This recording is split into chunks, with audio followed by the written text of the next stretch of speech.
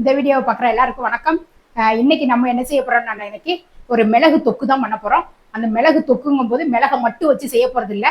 மிளகு, பூண்டு, மல்லி, எள்ளு இது எல்லாத்தையுமே சேர்த்து வச்சு ஒரு கிரேவின்னு சொல்லலாம், தொக்குன்னு சொல்லலாம். இந்த தொக்கை வந்து நம்ம செய்ய போறோம் இன்னைக்கு. இந்த தொக்குல வந்து நிறைய மருத்துவ குணங்கள் இருக்கு. ஒவ்வொரு பொருளையும் சேர்க்கிற ஒவ்வொரு பொருளையும் வந்து நிறைய மருத்துவ குணம் இருக்கு. இப்போ மிளகு தான் நம்ம ஜாஸ்தி, மிளகு, மல்லி இது எல்லாத்தையுமே எடுத்து தான் நம்ம செய்ய போறோம். வேற எந்த இதுவுமே கிடையாது. இந்த இதை வந்து 6 மாசம் ஆனாலும் கெட்டு போகாது. இந்த இதை வந்து ஒன்றை வந்து செஞ்சு எடுத்து வச்சுக்கிட்டோம்னு சொன்னோம்னா அன்னைக்கு சாதத்திலையும் பிசைஞ்சு சாப்பிடலாம், இட்லி தோசைக்கும் சாப்பிட்டுக்கலாம், நம்ம தயிர் சாதத்துக்கும் தொட்டுக்கலாம், அது மாதிரி நம்ம கஞ்சி இந்த மாதிரி வைக்கும் போது அதுக்கும் தொட்டு சாப்பிட்டுக்கலாம்.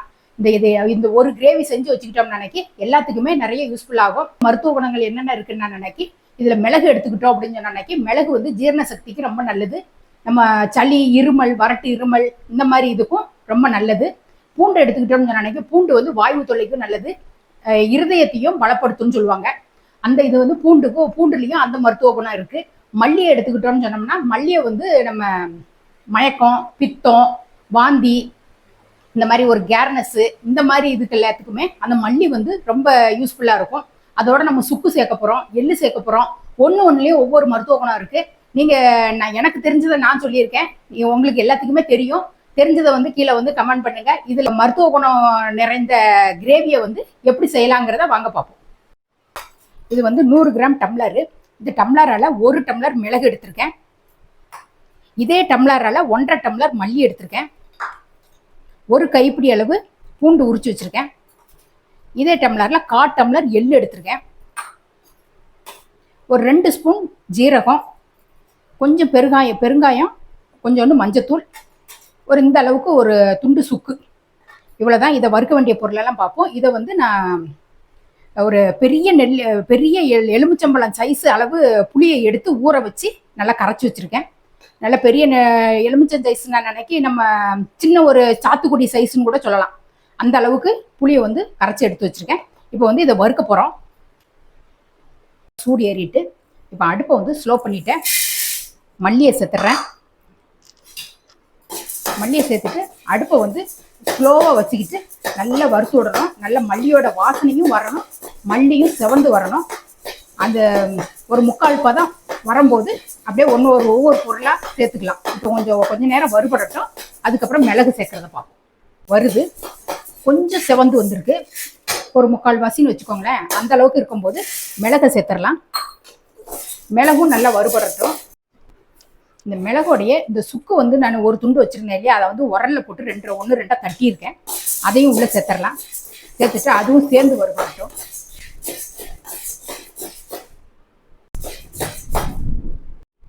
இப்போ மிளகோட வாசனையும் நல்ல வெளியில வருது.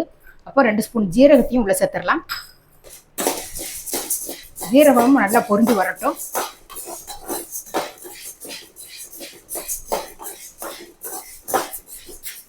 நல்லா வறுபட்டுருச்சு.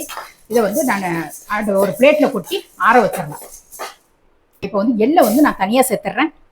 எள்ளு வந்து சீக்கிரத்துல வறுபட்டுரும். அதனால அதோட சேர்த்து வறுக்கும் போது நமக்கு அளவு தெரியாம போயிடும். 1-2 கருகிடுச்சு அப்படின்னம்னா அந்த கிரேவி வந்து டேஸ்ட் நல்லா இருக்காது. இப்போ உங்களுக்கு வந்து அந்த 3 பொருளையும் மொத்தமா போட்டு வறுக்கிறதுக்கு உங்களால தெரியல அப்படின்னாலும் அதை கூட நீங்க தனித்தனியா கூட வறுத்து எடுத்துக்கலாம். நான் வந்து ஒரு கால்வாசி வறுபட்டோடனே ஒண்ணா சேர்த்துட்டேன். இப்போ இந்த எள்ளும் வந்து இப்படி படப்படன்னு பொடியும். வெடிச்ச உடனே ஆஃப் பண்ணிட்டு இதை வந்து தனியா ஒரு பிளேட்ல கொட்டிக்கிடுவோம். நம்ம வறுத்த பொருள் எல்லாம் ஆறிட்டு இருக்கிறதுக்குள்ள அதை வந்து நம்ம இப்போ வந்து கிரேவியை வந்து தாளிச்சு விட்டுறலாம். இப்போ வந்து எண்ணெய் வந்து ஒரு 100 அளவுகிட்ட நான் நல்லெண்ணெய் விட்டுருக்கேன். இந்த கிரேவிக்கு வந்து எண்ணெய் வந்து கொஞ்சம் கூடுதலாக தான் வேணும். அப்போதான் வந்து சீக்கிரத்தில் கெட்டு போகாமல் இருக்கும். அதனால ஒரு 100 எண்ணெய் அளவுகிட்ட ஊற்றிருக்கேன். இப்போ வந்து கடுகு, உளுத்தம்பருப்பு, 1/4 டீஸ்பூன் கிட்ட வெந்தயம், கொஞ்சமாக கருவேப்பிலை, அதோட இந்த ஒரு கைப்பிடி அளவு பூண்டை சேர்க்குறேன்.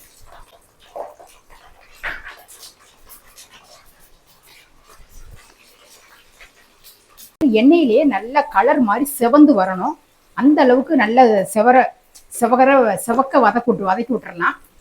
ரொம்ப கொஞ்சம் ஈரப்பதம் இருந்துச்சு அப்படின்னு சொன்னோம்னா, அந்த பூண்டுல வந்து ஈரப்பதம் இருந்தது அப்படின்னம்னா அந்த கிரேவி வந்து சீக்கிரத்துல கெட்டு போயிடும். அதனால கொஞ்சம் ப்ரௌன் கலர் ஆகிற வரைக்கும் வறுத்து விட்டுருவோம். அதுக்குள்ளே இப்போ வந்து நம்ம வந்து ஒரு பொடியை, அந்த பொடியை வறுத்த பொடியை வந்து அரைச்சிட்டு வந்துடலாம். வறுத்த பொடி வந்து நான் மல்லி, மிளகு, ஜீரகம், சுக்கு இதெல்லாத்தையும் ஒன்றா சேர்த்துருக்கேன். எள்ளு மட்டும் நான் சேர்க்கலை. இதை பவுடர் பண்ணிட்டு வந்து திருப்பி அதுலேயே உள்ள எள்ளை சேர்த்துட்டு அரைக்க போகிறேன். இப்போ வந்து இதை அரைச்சி எடுத்துகிட்டு வந்துடுறேன். இந்த மல்லியை வந்து இந்த மாதிரி பவுடர் பண்ணியாச்சு. பவுடர் பண்ணிவிட்டு இப்போ வந்து இதோட எள்ளை வந்து உள்ளே சேர்த்துட்றேன். வறுத்து வச்சு ஆற வச்சுருந்த எள்ளை வந்து உள்ளே சேர்த்துட்றேன். இதை வந்து ஒரு சுற்றிட்டோம்னு நினைக்கி எண்ணெய் கசியாமல் இருக்கும். இல்லைனாக்கி எல்லாம் ஒன்று சேர்ந்துருங்கிறதுனால இப்போ தனியாக போட்டு அரைக்கிறேன். பூண்டு வந்து இந்த அளவுக்கு செவந்து வந்திருக்கு. செவந்து வந்தோடனே நம்ம கரைச்சி வச்சிருந்த புளியை வந்து உள்ளே சேர்த்துடலாம். இந்த புளியை சேர்த்துட்டு இந்த கிரேவிக்கு தகுந்த உப்பை சேர்த்துறேன். கல் உப்பு வந்து ஒரு 2 ஸ்பூன் அளவுக்கு நான் சேர்க்குறேன். இதில் வந்து பெருங்காயமும் மஞ்சத்தூளும் உள்ளே சேர்த்துறேன். சேர்த்துட்டு இதை நல்லா கலந்து விட்டுட்டு ஒரு தட்டை போட்டு மூடி வச்சு நல்லா கொதி வரட்டும். புளித்தண்ணி வந்து நல்லா கொதித்து நல்லா திக்காக ஆகணும். அந்த அளவுக்கு நல்லா கொதிக்க விடணும். ஒரு 5-6 நிமிஷம் கிட்ட நல்லா கொதிச்சு வந்திருக்கு. இப்போ வந்து நம்ம பொடிச்சு வச்ச பொடியை வந்து உள்ளே சேர்த்துடலாம். பொடி வந்து ரொம்பையும் பவுடராட்டம் நுணுக்கக்கூடாது. ஓரளவு கொஞ்சம் திரியாக இருக்கிற அளவுக்கு தான் நுணுக்கிக்கணும், பொடி பண்ணிக்கணும். இப்போ வந்து இந்த பொடியை வந்து உள்ளே சேர்த்துறேன். சேர்த்துட்டு நல்லா அடுப்பை வந்து ஸ்லோவாக வச்சுட்டு நல்லா கட்டி இல்லாமல் நல்லா அப்படி கலந்து விட்டுருவோம். இந்த பொடி வந்து கட்டிலாம் விழாது. இந்த அளவுக்கு புளித்தண்ணி வந்து நல்லா அந்த பொடியை வந்து நல்லா உறிஞ்சி எடுத்துருச்சு. இதே மாதிரி நல்லா அப்படியே கொஞ்சம் நேரம் கொதிக்க விட்டுட்டே இருக்கணும். அடுப்பை வந்து இந்த டைமில் வந்து நல்லா ஸ்லோவாக வச்சுட்டு இந்த டைமில் உப்பு காரம் எல்லாம் கரெக்டாக இருக்கான்னு பாருங்கள். ஒவ்வொரு மிளகுல வந்து காரம் வந்து ரொம்ப கம்மியாக இருக்கும். அந்த மாதிரி இருக்கும்போது கொஞ்சமாக நீங்கள் மிளகாத்தூள் சேர்க்குறா இருந்தால் சேர்த்துக்கலாம். இந்த டைமில் உப்பு காரம் எல்லாம் கரெக்டாக இருக்கான்னு செக் பண்ணிவிட்டு தேவையானதை போட்டுட்டு அதுக்கப்புறம் நம்ம அடுப்பை ஸ்லோவாக வச்சுட்டு இப்போ தட்டை போட்டு மூடி நல்லா கொதித்து வரட்டும். இந்த கிரேவி வந்து ஒரு 10 நிமிஷம் கிட்ட நல்லா அடுப்பை வந்து ஸ்லோவாக வச்சு நல்லா கொதிக்க விட்டுருக்கேன். இந்த அளவுக்கு எண்ணெய் பிரிஞ்சு வந்திருக்கு. இந்த டைமில் கொஞ்சம் வெல்லம் சேர்த்துக்கிறேன். வெல்லம் வந்து ஒரு நெல்லிக்காய் அளவு, பெரிய நெல்லிக்காய் சைஸ் அளவுக்கு எடுத்து தட்டி போட்டிருக்கேன். போட்டுட்டு அதையும் நல்லா கலந்து விட்டுருவோம்.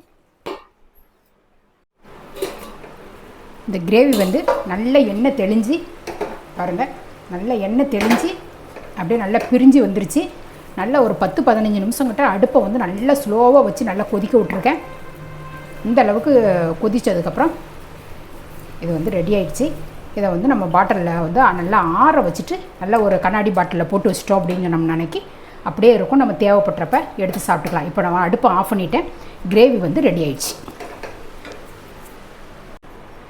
இந்த மிளகு கிரேவியை வந்து எப்படி செஞ்சோங்கிறத பார்த்துருப்பீங்க. இதே மாதிரி நீங்களும் உங்கள் வீட்டில் செஞ்சு பார்த்துட்டு எப்படி இருந்ததுங்கிறத கமெண்ட்டில் சொல்லுங்கள். இதே மாதிரி அடுத்த ஒரு சூப்பரான ஒரு வீடியோவில் நான் உங்களை சந்திக்கிறேன். நன்றி, வணக்கம்.